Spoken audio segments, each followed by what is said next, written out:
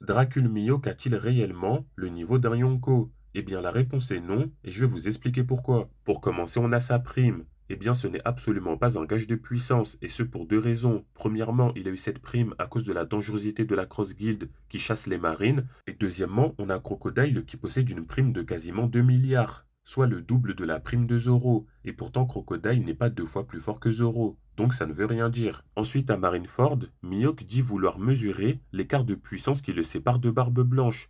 Ici, Mihawk admet clairement être inférieur à Barbe Blanche en termes de puissance. Et on rappelle que le Barbe Blanche de Marineford, en raison de la vieillesse et de la maladie, n'avait même pas le niveau Yonko. Ensuite, toujours sur l'arc Marineford, on a Mihawk qui a l'intention de tuer Luffy et qui va se faire un monologue intérieur en s'excusant auprès de Shanks et en disant qu'il ne va pas se retenir. Autrement dit, Mihawk était très sérieux à ce moment-là, et pourtant, il va se faire arrêter par Vista, et étant incapable de le vaincre rapidement, il va reporter le combat. Et qu'on soit clair, mais aucun Yonko n'aurait eu besoin de reporter un combat contre Vista. Ensuite, à Water 7, on a Garp qui nous explique que les 4 pirates les plus puissants du monde sont les Yonko, c'est-à-dire Barbe Blanche, Shanks, Kaido et Big Mom. Il ne cite pas Mihawk, par conséquent, Mihawk est inférieur à ces derniers. Ensuite, le fait que Mihawk soit l'objectif final de Zoro ne le place pas au niveau Yonko, car en réalité, Mihawk n'est qu'une étape sur le chemin de Zoro, car le réel objectif final de Zoro, c'est de devenir le second du futur roi des pirates, autrement dit l'équivalent de Rayleigh,